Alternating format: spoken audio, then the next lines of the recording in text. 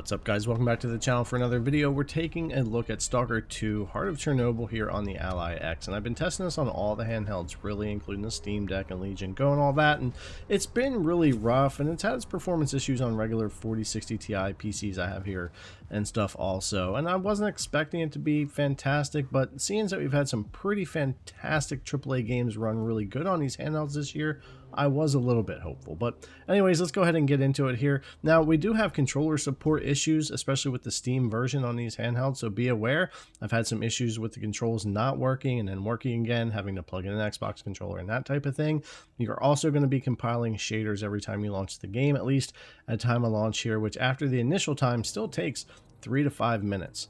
Now we're going to look at medium and low in this video. You can't really get away with too much here, and we're going to have FSR and XeSS, a little bit of frame gen that we'll talk about as well, and 1080p, 900p, and 720p we'll take a look at as well for medium and low, just to get an idea to show you guys how the game's running. It's not great. 1080p is going to be pretty out of the question no matter what, but I'll show a little here. 26 FPS at medium here is the same exact we got on Steam Deck at 800p, 15 watts on low, so that's where we're at with that. And then if we switch this over to 900p on these medium settings, FSR balance will be at around 30 FPS, but that's sitting still in this one spot. We're still going to go down into the 20s, very low 20s in a lot of areas. And then 720p, a little bump here going up to about 33, 34, a little bit more overhead to try to maintain. But no matter what settings you use, if you're not using in-game frame gen, you're really not going to hold 30 FPS or above.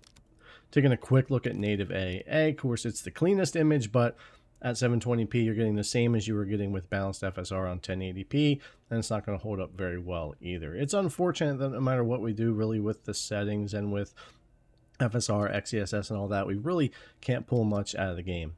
FSR performance I'll jump to here at 720p just to show that real quick here on medium too, and that'll bump us up to about 35, 36, but again it won't hold true, and the image quality is really bad with FSR in this game as well. That's why XeSS is really what I recommend going with, which we'll really take a look at more in low, but we'll look some here in medium as well. Now, frame gen in game, I normally recommend it. New games have been coming out this year with in-game frame gen, like Black Myth Wukong and stuff, have had really good input latency and felt great to play.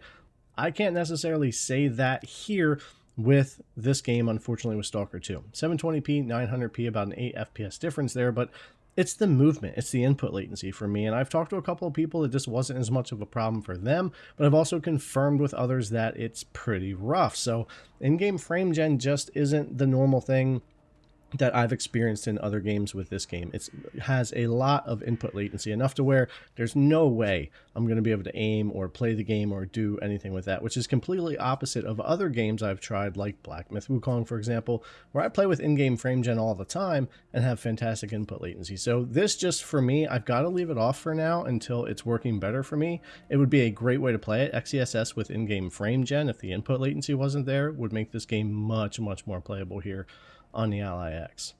Now, if we go in here and we'll go back to 720p in this one spot from 900p, and again, a little boost. I think you'll see the idea here, a couple of FPS difference, depending on what you're using between FSR, XeSS, 900p, 720p, again, 1080p, low, or medium's really not going to work, and 25 watts is kind of what I had to stick with here. You can lower it a little bit, but again, it does affect performance. Switching to XeSS balance real quick here, you'll see it's the same performance as FSR balanced, but the image quality is just so much better with the implementation in this game, and you can still use in-game frame gen with XeSS as well. So you have that option. I'll switch back to FSR here from medium because we're about done with this part anyway. And when we go over to low, we'll check out FSR, but we'll concentrate more on XeSS. But I just cannot feel comfortable getting into battle, playing the game. This is a pretty hardcore survival type game. You're going to die a lot. And it's rough enough as it is without having places where you're playing 18, 19 FPS, 25 FPS, and even trying to really lower the settings, which we'll see here in a little bit. When we lower settings and we try to do 720p and 900p, we still can't pull 30 FPS or higher out of the game necessarily. And again, having some of those controller issues with Steam version especially, not as much with the Game Pass version, but I've been able to kind of work around those, restart the game and get it to work, but be aware some of that going on as well. And you can see this area here when we get to the first kind of town spot where we have more NPCs. Really, really, really rough. performance. Let's go over and take a quick look at low here as well, just to show you guys what's happening here. Keeping motion blur off, low. Medium textures is the only thing I bumped back up there. And then of course we have our 3 different resolutions to look at here in FSR and XeSS. So FSR here with 1080p with low settings, it's only 3 FPS more than what we were at with medium. And again, 1080p not being great. Let's go ahead and switch this over to 900p here. And we'll get a little bump here on low settings up to that 33 to 34 FPS, which is what 720p was doing on medium, if you remember that over there. And then 720p here on these low settings, FSR balanced, and we'll be up around 37, 38. So this is kind of the highest we've seen without frame gen anyway in this one spot, testing these different settings. Still not great though when we get into gameplay. We'll take a closer look at that. And again, going from that FSR to XeSS, definitely recommended. Same exact performance in the game, but much clearer image quality if you are attempting to play on the Ally X or even something like the Legion Go or another handheld that has those. In-game frame gen, it helps a lot. XeSS gives great image quality. Frame gen helps boost the FPS, and the frame time stay really nice. It's not too bad. It's the input latency for me, like I was talking about before on medium, that just makes it really rough. And again, I guess this is a hit or miss experience for different people, but for me, the input latency is like really long, almost like a 1-1, and then it starts to move. It's pretty rough. So hopefully that improves for me, or you don't have the problem if you try it. Jumping over to 900p here on these low settings. We were at 52 before on medium. We're at 58 here at 98 or 900p with XeSS on balance. And again, I wish it wasn't for the input latency, because this right here would probably be the recommended settings, best way to try to play the game on a device like this, a Z1 Extreme or whatever.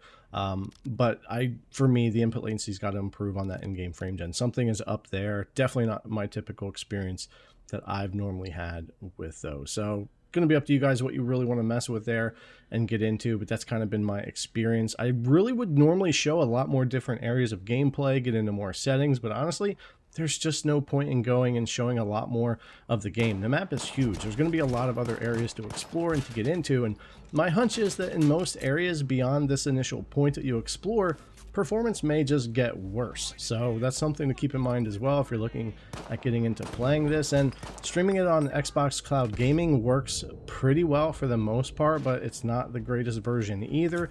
And we're having trouble with GeForce Now at the moment getting controller support to work through things like the Ally X and the Legion Go that are suffering there, both with the Game Pass version and on the regular Steam version. So there's not a lot of cloud options right now until some of that gets straight, unless you're docking and playing mouse and keyboard.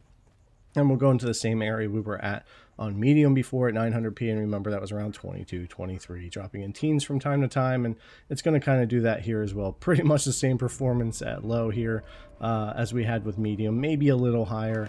NPCs getting busy here doing what they do, keeping some guys off that were following me in, so it gets a little bit busy. If we were on medium, we would hit 18, 19, 20 FPS here, so we are getting a little bit better right here with the low and the medium textures. But yeah, that's pretty much what we're looking at. Again, not really a reason for me to go into a lot more areas and any deeper into it. I think you can see what the performance is like no matter what you try to do with settings. In-game frame gen will be a great option if that input latency isn't a problem for you, or they fix it on my end. I'll probably be willing to try it that way, but otherwise it's pretty low FPS, pretty rough when you get into it. All right guys, thanks for coming to check out the video. As always, I really appreciate it, and I'll see you in the next one.